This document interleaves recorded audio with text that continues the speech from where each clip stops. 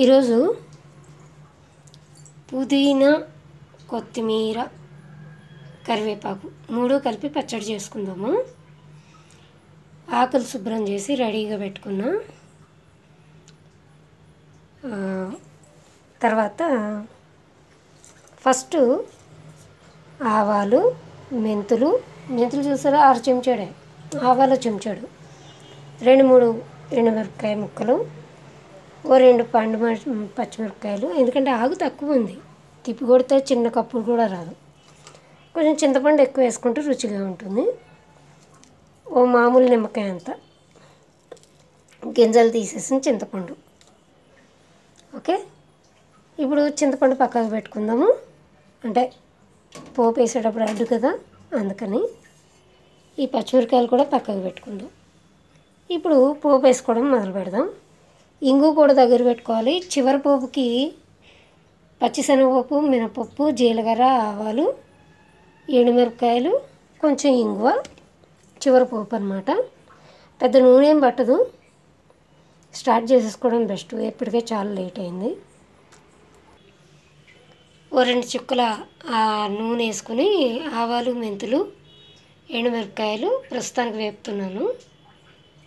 అవి వేగిన తర్వాత చూపిస్తాను. ఆవాలు వేగిపోయాయి, మెంతులు కూడా ఎర్రగా అయ్యాయి. ఆవాలు వేగితే సిమెంట్ రంగులోకి మారుతాయి, చిట్టమని సౌండ్ వస్తుంది, అంతే జ్ఞాపకం. ఇప్పుడు ఆకుకూరలన్నీ దాని తర్వాత వేసేసుకుందాం. సన్న సెగలో పెట్టుకుని ఆకులన్నీ వేసేసుకొని ఈ పచ్చిమిరపకాయలు కూడా సగాలకు తుంపేయాలి. ఇలాగా ఆకంతా వేసేయాలి. పచ్చిమిరపకాయలు కొద్దిగా వేగినా బాగుంటుంది, వేగకపోయినా ఏం పెద్ద సమస్య లేదు.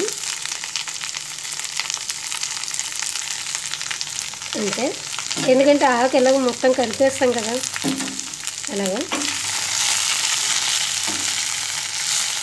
అవే పచ్చిమిరపకాయలు కింద కలిపి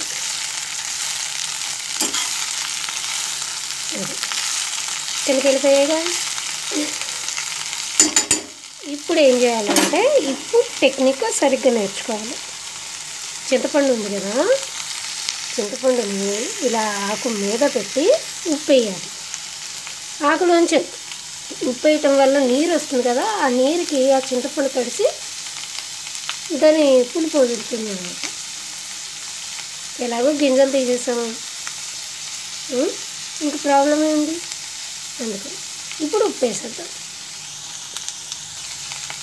ఆకు ఇంత ఉంది కదా అని చెప్పేసి ఉప్పు వేయకూడదు, ఫస్ట్ 6 చెంచాడే వేసుకుందాం. ఓకే, పచ్చడిలో మళ్ళీ కావాలంటే మిక్సీ పట్టేటప్పుడు వేసుకోవచ్చు. ఒక 1/2 చెంచా మొత్తం కలుపుకొని 1/2 చెంచా వేసి మూత పెట్టేయాలి సన్న సెగ మీద. కావాలంటే కొంతమంది ఇంగు కూడా వేసుకుంటారు, వేసుకోవచ్చు. ఎందుకంటే 2 సార్లు ఇంగు వేసినా గుమగుమలు ఆడుతుంది కానీ ఏం నష్టం లేదు, ఇంకా ఏమైనా అది తుండిపోతుంది. ఇప్పుడు కాస్త పసుపు వేసుకుందాం. ఆకులు ఏమన్నా చెడు ఉంటే పోతుంది. ఓకే, ఇప్పుడు కాస్త కలిపి మూత పెట్టేయాలి.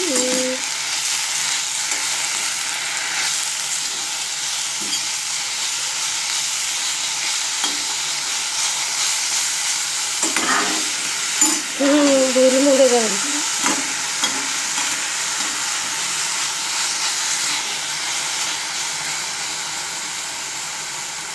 ఈ పచ్చిమిరకాయ ఉడికినా పర్లేదు, ఉడకపోయినా పర్లేదు, అదేం పెద్ద విషయం కాదు. ఆల్రెడీ పండుగ కదా,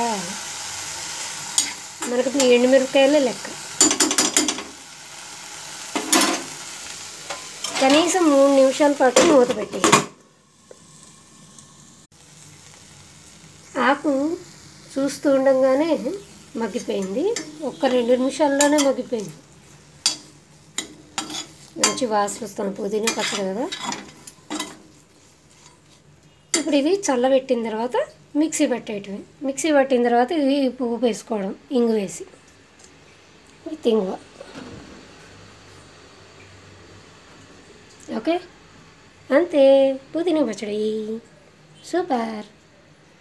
ప్రస్తుతానికి ఇది చల్లబడాలి, ఆ తర్వాత మిక్సీ పట్టాలి. అప్పుడే అయిపోయిందని గెంతడం కాదు, కట్టే కొట్టే తెచ్చి పెట్టే అన్నట్టు. అదనమాట విషయం.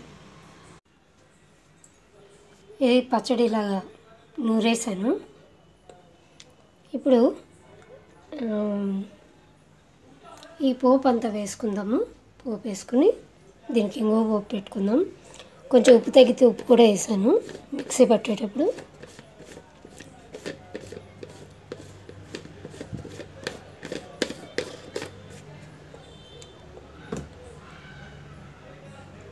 సో పోపు వేసుకుందాం.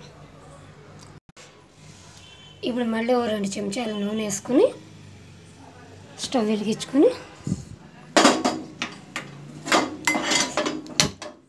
సన్నగా పెట్టుకోవాలి. హై ఫ్లేమ్ అవసరం లేదు. ఈ పోపు సామాగ్రి మొత్తం పోసుకోవడం. మాకు కారం ఎక్కువ అయిపోయిందమ్మా. మీకైతే చాలా నచ్చుతుంది, మాకు కారం ఎక్కువైపోయింది, అందుకని ఎండుమిరపకాయలు తీసేస్తున్నాను. 2 చాలే, అంతకంటే అక్కర్లేదు. ఇందులో కారం ఎక్కువైపోతే మళ్ళీ ఉప్పే వేయాల్సి వచ్చింది. ఉప్పేసి కలిగిపెట్టి రెడీగా పెట్టాను. కొంచెం ఇది నిల్వ ఉంటుంది. ఇందులో ఒక డ్రాప్ వాటర్ లేదు కదా, ఒక 2-3 రోజులు ఉంటుంది. చూడడానికి తక్కువ ఉంది కానీ చాలా అన్నం కలుస్తుంది. మా ఇద్దరికి ఒక 1 వీక్ అయినా వచ్చేస్తుంది. ఇంత వేసుకుంటే చాలు. ఇప్పుడు ఇందులో ఇంత కలుపుకుంటే కంచడ అన్నం తినేయచ్చు. అందులో కారం కూడా ఎక్కువ ఉంది కాబట్టి సరిగ్గా సరిపోతుంది మాకు. మినిమం 5 days చూసుకోక్కర్లేదు పచ్చడి ఉన్నట్టు ఇంట్లో. సో పోపు వేగిన తర్వాత మళ్ళీ చూద్దామే. ఎంతసేపు వీడియో ఆన్లో ఉంచలేదు.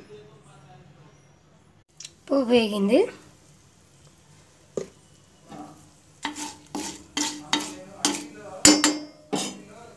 ఇప్పుడు కాసింత ఇంగు వేసుకొని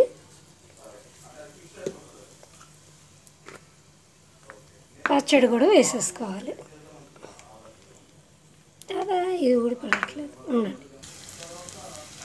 ఇలా పచ్చడిని మంచిగా కలిపేసుకోవడమే అయిపోయింది.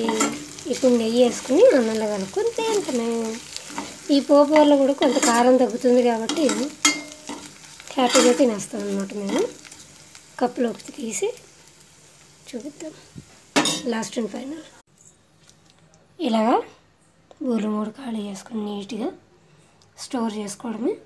ఇదేం ఫ్రిడ్జ్లో పెట్టక్కర్లేదు, టేబుల్ మీద అలాగే పెట్టుకోవచ్చు. ఎందుకంటే ఇందులో వాటర్ లేదు కాబట్టి ఒక 1 వీక్ హ్యాపీగా తినచ్చు. ఎదిగే పిల్లలకి పెట్టచ్చు, అజీర్తున్న వాళ్ళకి పెట్టచ్చు. ఎందుకు రుచిగా మనమే తినచ్చు. 100 రోగాల పేర్లు ఎందుకు, హ్యాపీగా తినేయడమే బాగుంటుంది. అసలు కొత్త రోగాలు ఏం రాకుండా ఉంటాయి అంతే. ఇంకా విషయం ఏంటంటే ఏదో చెప్దాం అనుకున్నాను, అంతే అబ్బా అంతే. దీనికి మూత పెట్టి నెయ్యి వేసుకుని అన్నం తినేటప్పుడు వేడి అన్నంలో అంత నెయ్యి వేసుకుని మంచిగా కలుపుకొని తిందాం. Okay, thank you, bye bye.